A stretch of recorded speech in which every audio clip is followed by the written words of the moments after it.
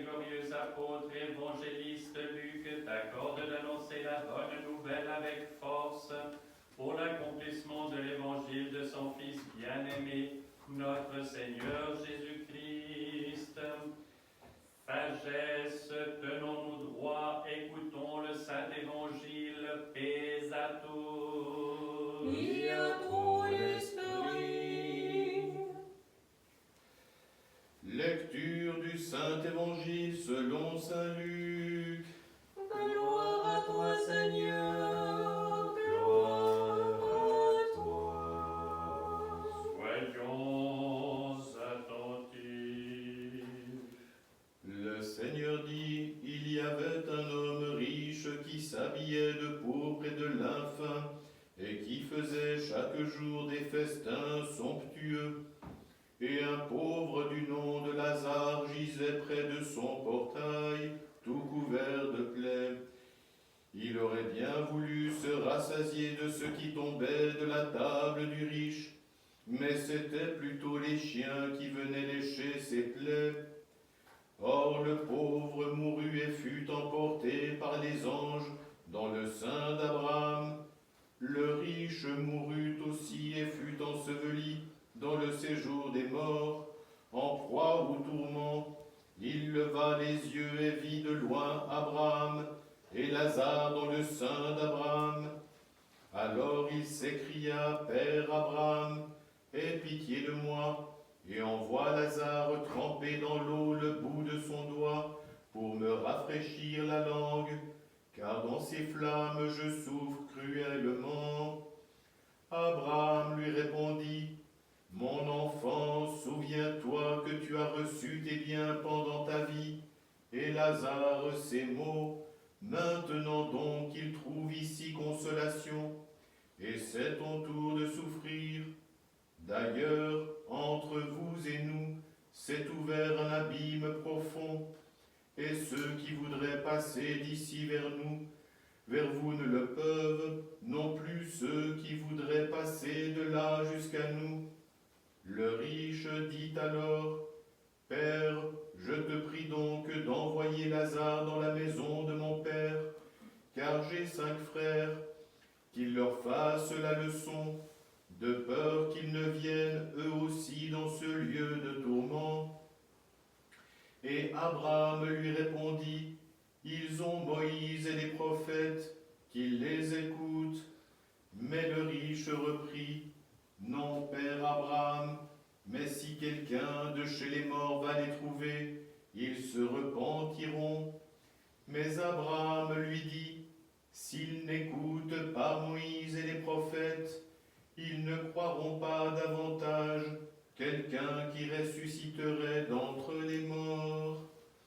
En ce temps-là, Jésus, descendant de la montagne avec les apôtres, s'arrêta sur un plateau où se trouvait une foule nombreuse de ses disciples et une grande multitude de gens venus de toute la Judée, de Jérusalem et du littoral de Tyr et de Sidon, pour l'entendre et se faire guérir de leur maladie. Ceux que tourmentaient des esprits impurs étaient guéris, eux aussi et toute cette foule cherchaient à le toucher, parce que de lui sortait une force qui les guérissait tous. Alors il leva les yeux sur ses disciples et dit, Heureux vous les pauvres, car le royaume de Dieu est à vous. Heureux vous qui avez faim maintenant, car vous serez rassasiés. Heureux vous qui pleurez maintenant, car vous serez dans la joie. Heureux serez-vous si les hommes vous haïssent, s'ils vous frappent d'exclusion, et s'ils insultent et proscrivent votre nom comme infâme à cause du Fils de l'homme. Réjouissez-vous ce jour-là, et tressaillez d'allégresse, car votre récompense sera grande dans le ciel. Gloire à toi, Seigneur, gloire à toi. Et à toi qui annonce la bonne nouvelle. Ton esprit.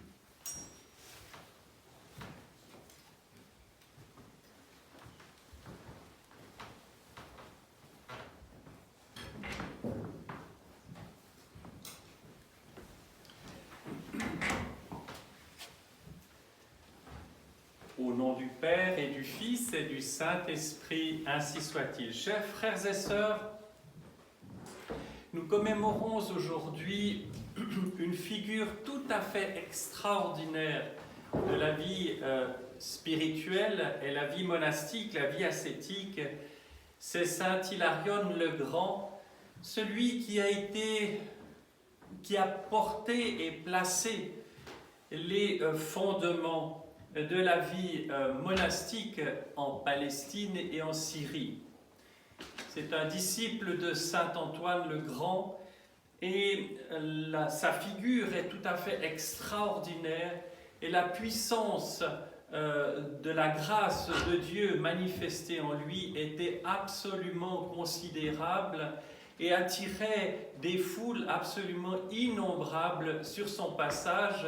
Et sa vie est tout à fait étonnante parce qu'on le voit en véritable pèlerin sur cette terre, allant d'un refuge à l'autre. Dès qu'il s'installe, des fidèles disciples s'approchent de lui et tout d'un coup, il se retrouve quasi au milieu d'une ville et il repart plus loin et ainsi de suite.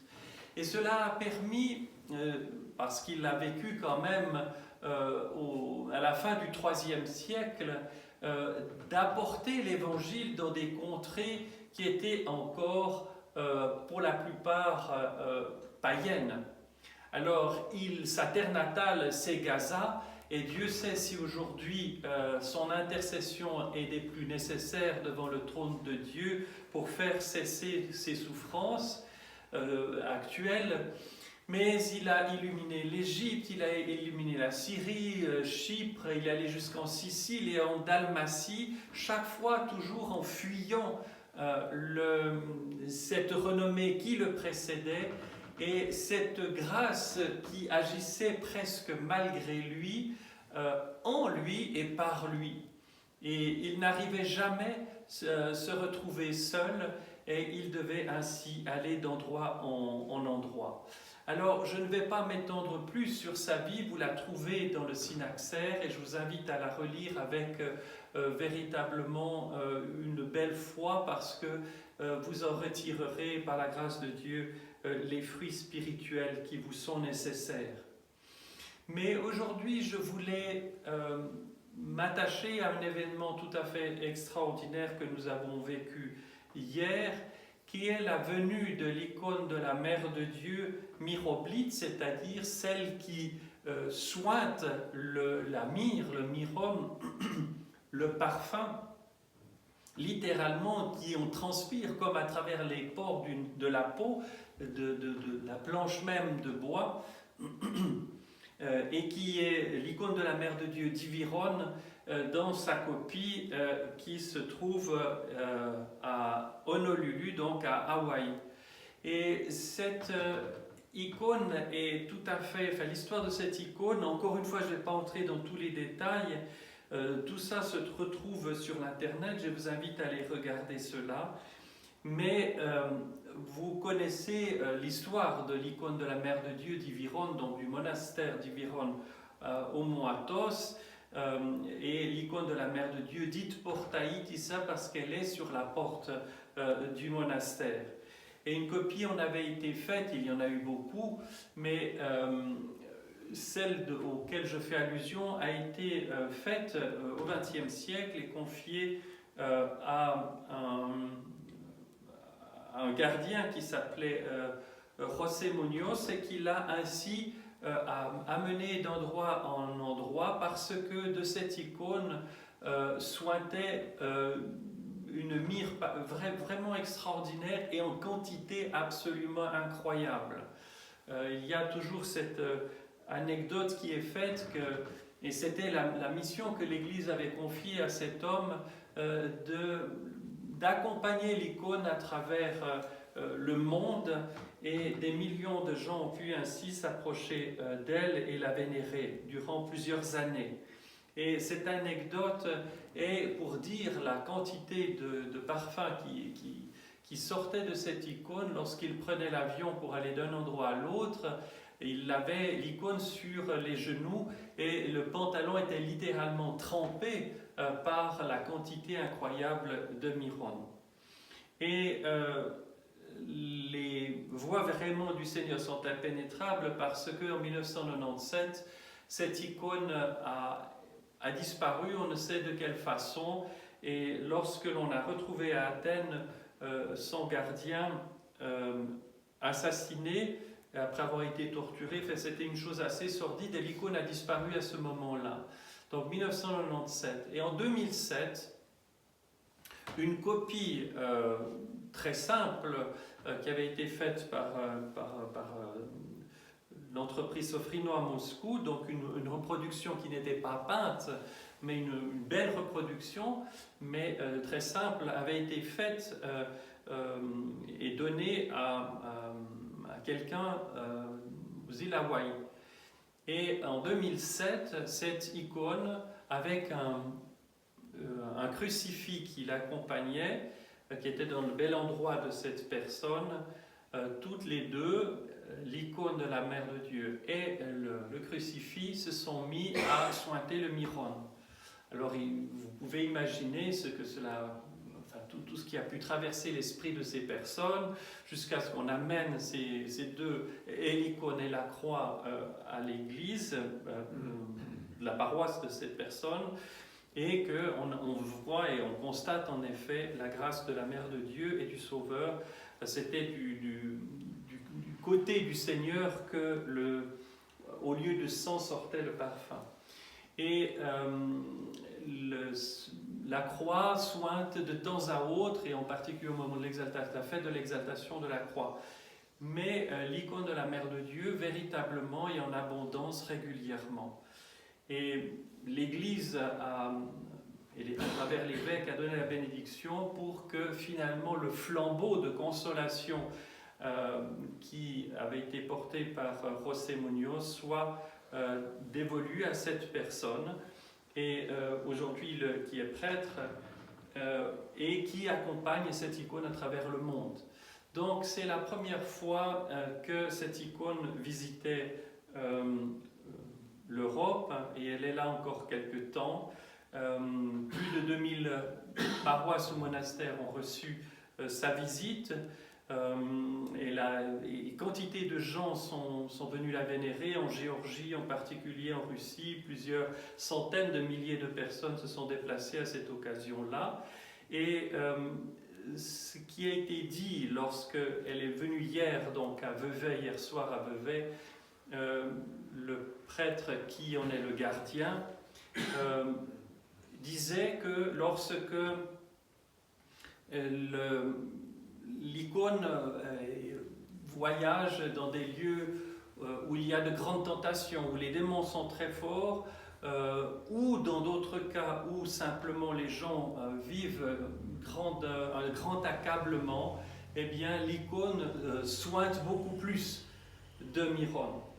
Et samedi matin, avant Vevey, elle était à Berne, où elle était à la paroisse de Berne, et ce qui a frappé tous ceux qui ont eu la grâce de venir la vénérer, c'est la quantité extraordinaire de mirone qui sointait à Berne, et quand ils ont traversé la ville.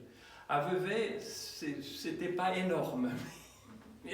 Alors, les commentaires après appartiennent à celui qui l'a fait, c'est que, parce que le corollaire, c'est qu'il y avait une très grande joie, une grande légèreté hier à Vevey, que peut-être il n'y avait pas besoin que la Mère de Dieu se manifeste de manière aussi démonstrative, peut-être. Quoique, le mirone était bien là. Voilà. Donc, pourquoi tout cela? Pourquoi ces manifestations? Certains pourraient avoir une approche incrédule, mais l'icône, elle est vraiment facile à retourner dans tous les sens. On verrait tout à fait si c'est une supercherie ou non. Mais la question n'est pas là.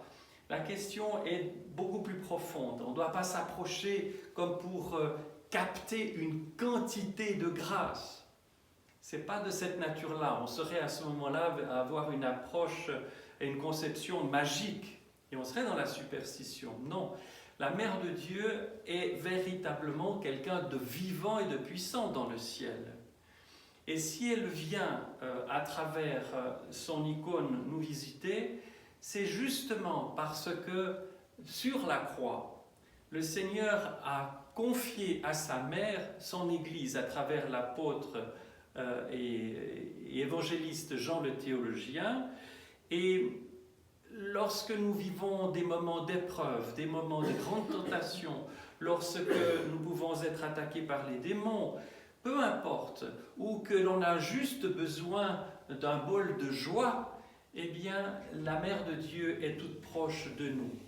Et de même façon, lorsque nous sommes dans un état de trouble intérieur, il est parfois difficile de s'adresser au Sauveur, tant il est grand, et il est plus facile de s'adresser à sa mère, parce qu'elle est notre mère, et nous savons tous par expérience ce qu'est la force d'une mère, et de pouvoir recourir à elle est une grande joie et une grande puissance.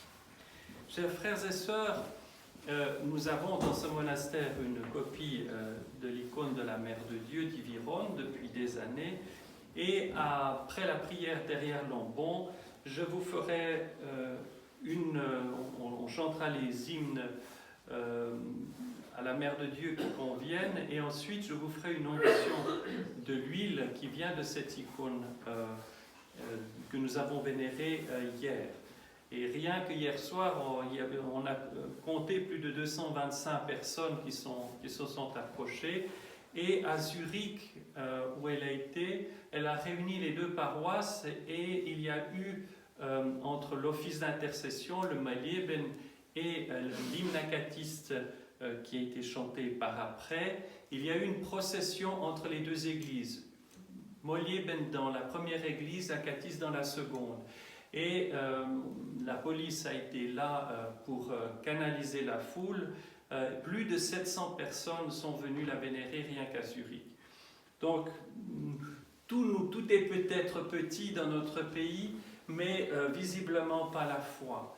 Et la nécessité d'avoir le secours du ciel et la joie du ciel.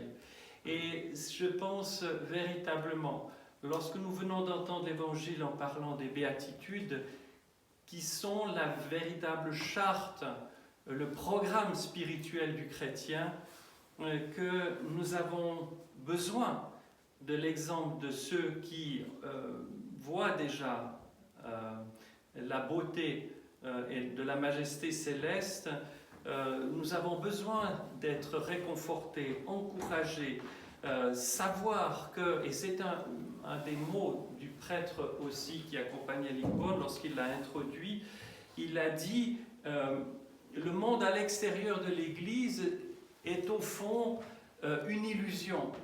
Le monde véritable, c'est ce que nous trouvons dans la vie spirituelle et dans l'Église. Et en effet, nous vivons souvent happés par les préoccupations du monde dans quelque chose qui, au fond, se résumerait à des sortes d'ombres. Mais la vraie densité de la vie, la vraie force de la vie, le vrai goût de la vie, et c'est ce que nous vivrons après cette vie terrestre et qui nous est déjà donné ici-bas en prémisse dans la vie de l'Église, eh bien, c'est ça la véritable vie, et c'est ce à quoi nous aspirons. Puisse donc Dieu, avec l'aide de ses saints, avec l'aide de la toute pure, nous accompagner, nous fortifier et nous réjouir toujours. Au nom du Père et du Fils et du Saint-Esprit, ainsi soit-il.